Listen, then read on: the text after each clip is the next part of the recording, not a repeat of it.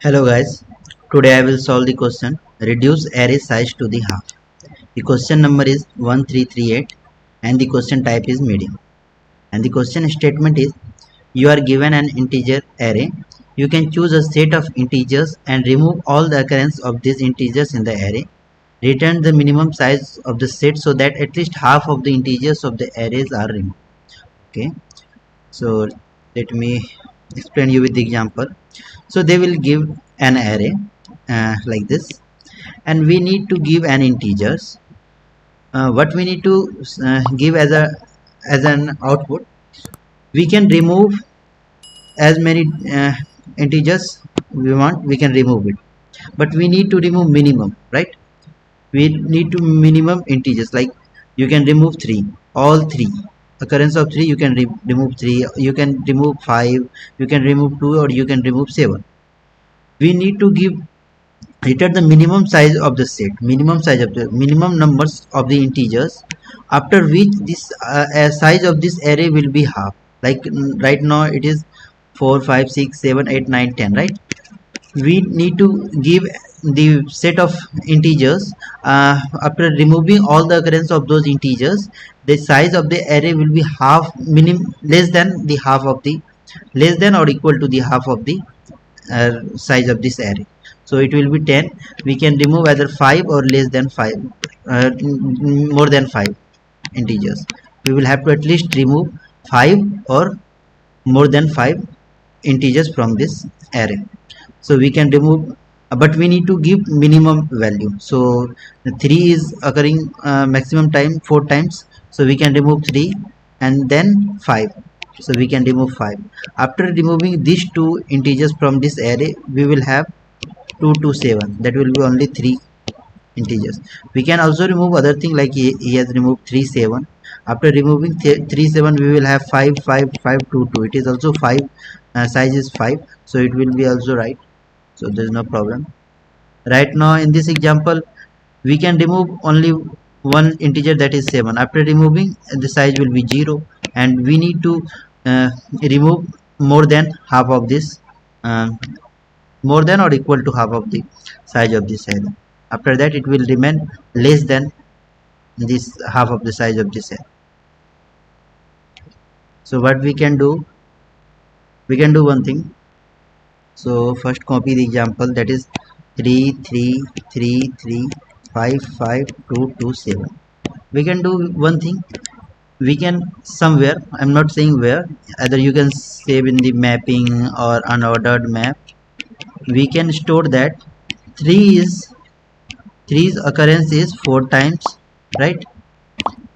3's occurrence is 4 times, 5 occurrence is 3 times, 2's occurrence is 2 times, and 7 occurrence is 1 time.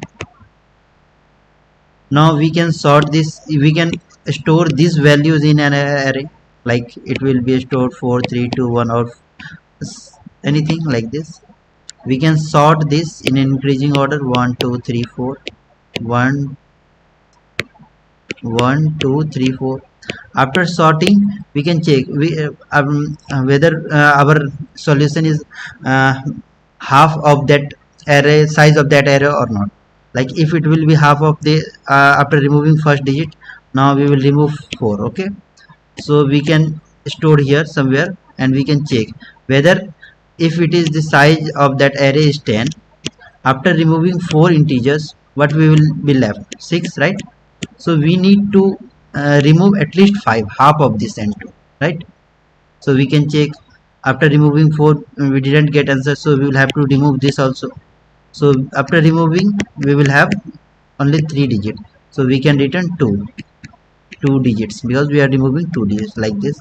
And we will also check whether, if the size of this occurrence is like 7 7 7, then in this case the size of this vector will be only 1, because 7 is repeated 3 times, right? It will be like 7 7 7, so 7 occurrence will be 3 times. So after sorting this, it will be only 1. So in this case we can remove answer is as a 1. And if there is no vector or and we can remove 0, that will be, we will initialize answer with 0.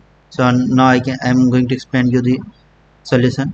We will first initialize answer 0 and 1 0. I will explain you what is the need of this.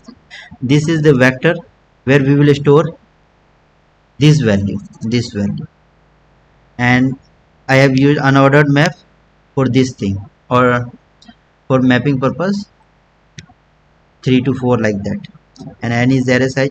First I am storing uh, the frequency or occurrence of these integers, like by the for loop I am in unordered map. I am storing the value like 3 will be 4, 5 will be 3. I am storing here, and after that I am pushing these values in an vector v dot push back. X is second, um is unordered map, and x is auto integer. It is storing the value in v, that is v array here. After that, if v size equal to none, like 7 7 7, in that case 7 will be 3 and this is only one, size is 1, right? So in that case we can return 1. Why we are doing this? Because in this situation I will explain you, it is not covered, that's why. Like, now we will sort this. For this example it will be 1 2 3 4. After sorting, now I am starting from the v size minus 1, that will be 3 here, and I am iterating right to left, and we are checking if answer is first 0. If it is greater than n by 2, like here 4 by 2 greater than 4 by 2, not, then n1 n plus 1, it is storing the number of integers, how many integers we are covering right now.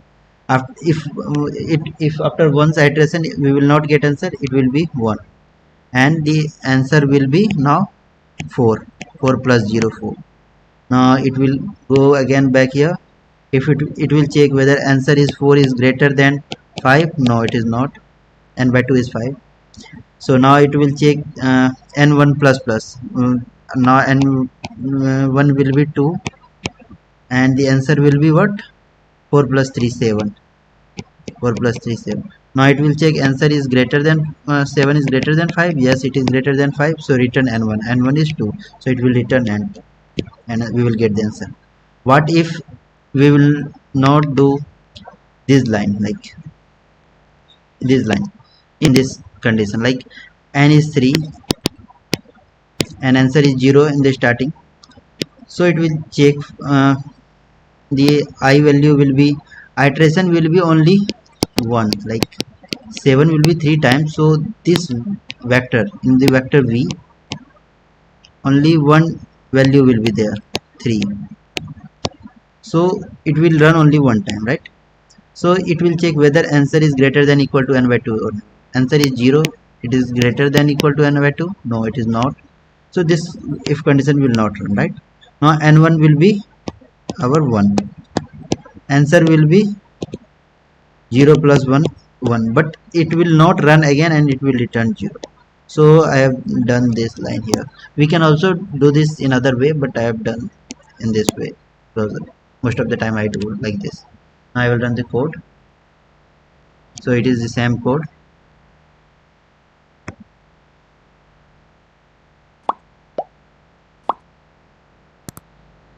It is the same code which I shown you there. Now you can see it's running. Thank you for listening me.